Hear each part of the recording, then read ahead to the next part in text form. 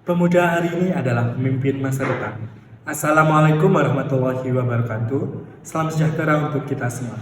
Perkenankan pada kesempatan kali ini kami akan membahas mengenai gaya kepemimpinan dari Presiden ke-7 Republik Indonesia, Presiden Insinyur Haji Joko Widodo. Sebelum memulai dan masuk ke dalam pembahasan inti, perkenankan rekan saya untuk menjelaskan terlebih dahulu mengenai profil dari Presiden Insinyur Haji Joko Widodo. Insinyur Haji Joko Widodo adalah Presiden ke-7 Republik Indonesia yang mulai menjabat sejak 20 Oktober 2014. Lahir di Surakarta, Jawa Tengah pada tanggal 21 Juni 1961. Joko Widodo pertama kali terjun ke pemerintahan sebagai Wali Kota Surakarta Solo pada tanggal 28 Juli 2005 hingga tanggal 1 Oktober 2012. Selepas itu, Joko Widodo menjabat sebagai Gubernur DKI Jakarta pada tanggal 15 Oktober 2012 sebelum terpilih sebagai Presiden Republik Indonesia pada pemilihan Presiden Pilpres pada tahun 2014. Saat Pilpres tersebut, Joko Widodo terpilih bersama pasangannya yaitu Yusuf Kala. Dalam Pilpres 2019, Joko Widodo kembali terpilih sebagai Presiden Republik Indonesia untuk masa jabatannya yang kedua kali. Kali ini, Joko Widodo didampingi oleh Wakil Presiden Kiai Haji Ma'ruf Amin dan dilantik pada 20 Oktober 2019 untuk masa jabatan 2019 hingga 2024 mendatang.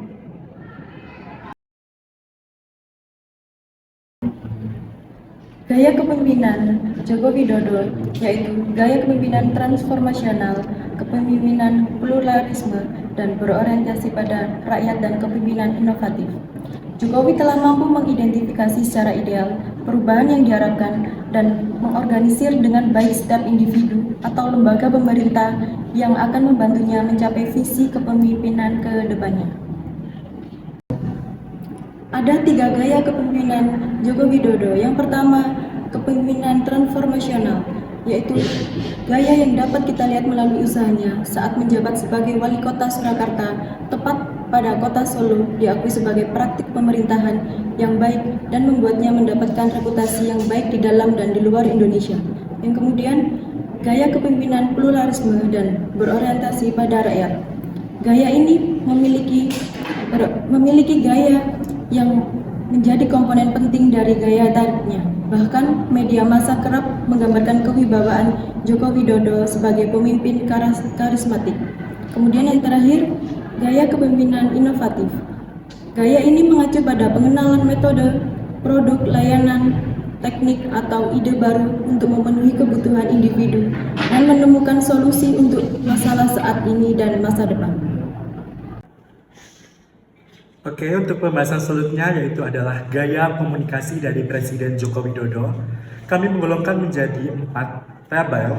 Yang pertama ada isu, yang kedua ada sistem leksis atau pemilihan kata, yang ketiga ada konteks, situasi, dan budaya, dan yang terakhir ada gaya komunikasi Jokowi. Untuk isu yang pertama yaitu mengenai status hukum Ahok. Jokowi perintahkan Mendagri atau Kementerian Dalam Negeri untuk konsultasi ke Mahkamah Agung. Selanjutnya terdapat perbedaan pendapat ahli hukum di Mahkamah Agung, dan gaya kepemimpinan Jokowi untuk isu ini adalah mengendalikan atau controlling style. Yang kedua ada isu penyadapan telepon Susilo Bambang Yudhoyono, Presiden ke-6. Sistem leksis yaitu pemerintah tak pernah instruksikan untuk melakukan penyadapan tersebut, dan juga SBY bertanya lalu Jokowi menjawab. Dan untuk konteks situasi budayanya yaitu beredar isu penyadapan telepon Presiden SBY dan ada pertanyaan SBY kepada Jokowi dan Kapolri melalui Twitternya. Pada isu ini, gaya kepemimpinan komunikasi yang dilakukan oleh Jokowi yaitu mengendalikan atau controlling style.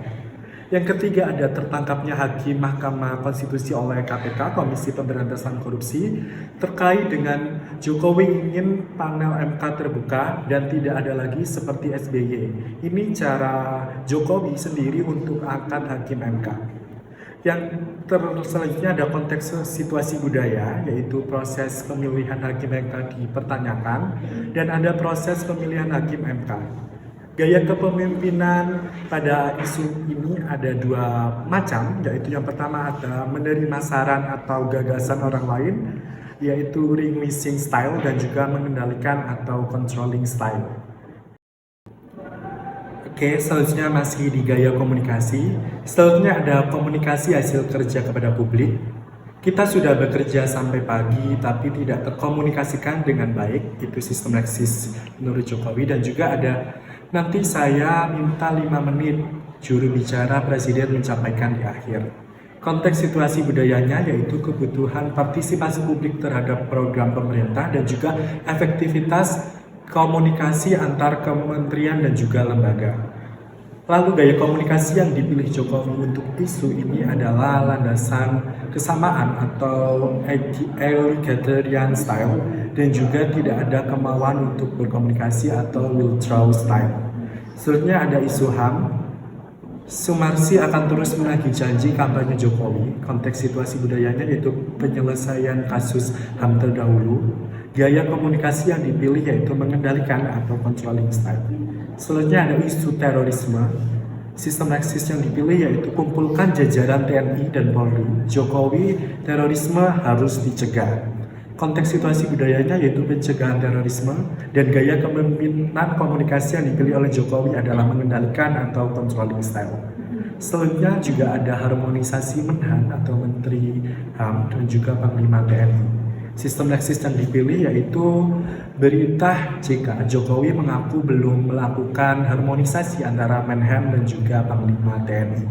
Konteks situasi budaya yang dipilih yaitu kisruh pembelian helikopter Agusta Westland atau AW101. Gaya komunikasi yang dipilih Jokowi adalah mengendalikan atau controlling style.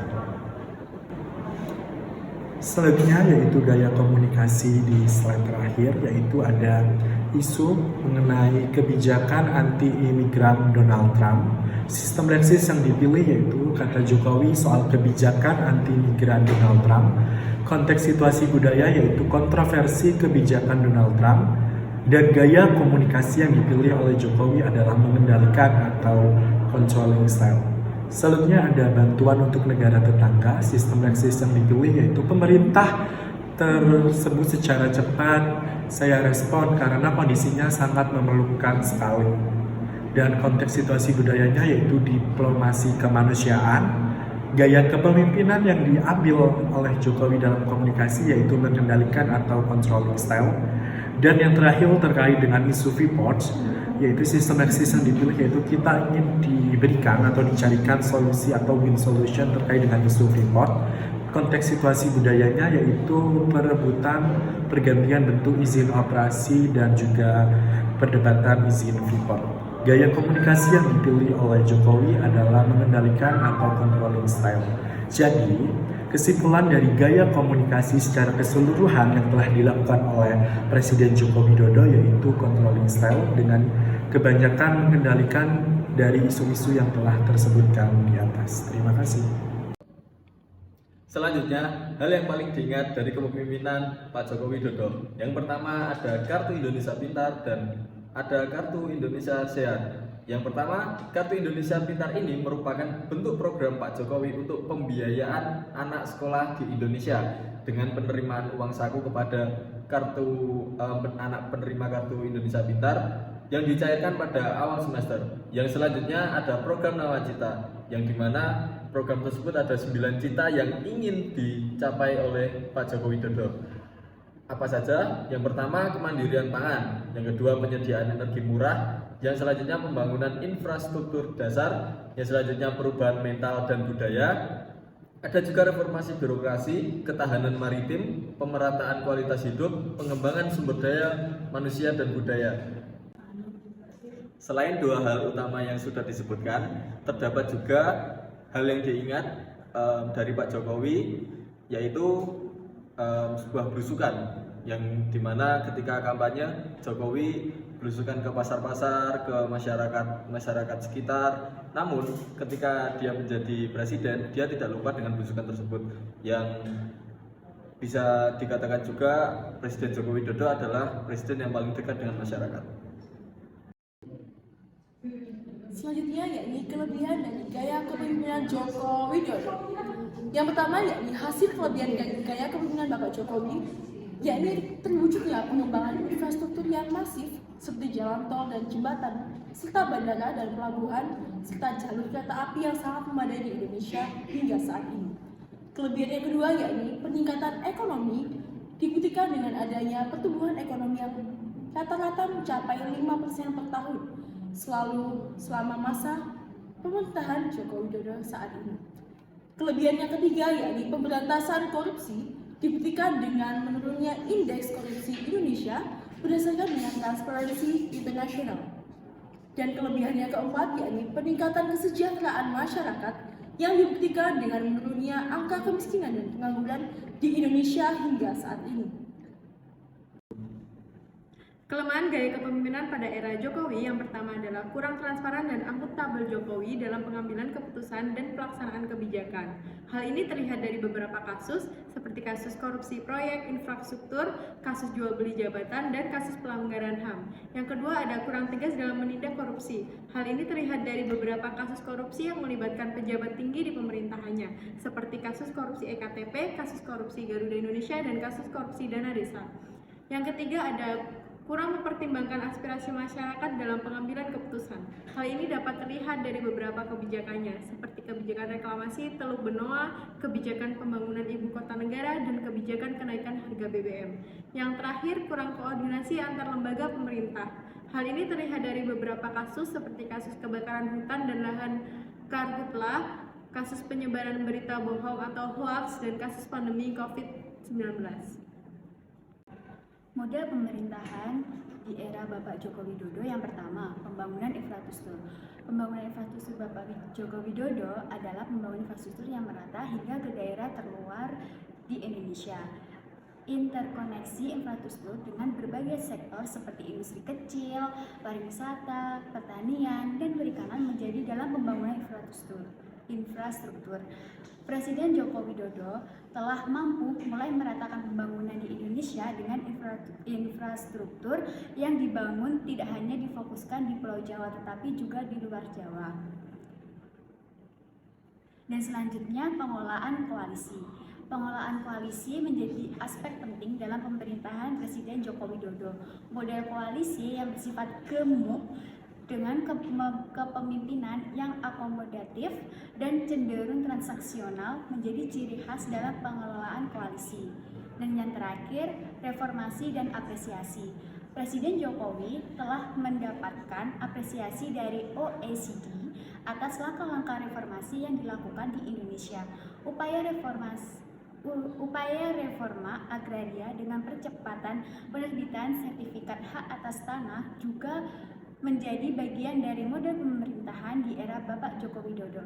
Pada model pemerintahan di era Bapak Joko Widodo mencakup fokus pada pembangunan infrastruktur, pengelolaan koalisi, reforma agraria, dan upaya untuk mewujudkan keadilan sosial melalui pembangunan infrastruktur yang merata. Berdasarkan dari topik-topik dan sub pembahasan yang telah kami bahas pada kesempatan kali ini, dapat disimpulkan bahwa gaya kepemimpinan Joko Widodo sudah cukup bagus. Hal ini dibuktikan dengan penilaian dari masyarakat yang cukup merasa dekat dan juga cukup merasa terrealisasikan dari program yang telah dilakukan oleh Joko Widodo. Selain itu juga gaya komunikasi Joko Widodo juga cukup baik, dibuktikan dengan penyelesaian isu-isu yang telah disebutkan tadi. Untuk model pemerintahan sendiri, Jokowi cukup inovatif karena Jokowi telah melakukan pemerataan infrastruktur mulai dari Indonesia bagian barat sampai juga Indonesia bagian timur. Sekian dari penjelasan mengenai pembahasan kali ini, kurang lebihnya mohon maaf. Wassalamualaikum warahmatullahi wabarakatuh.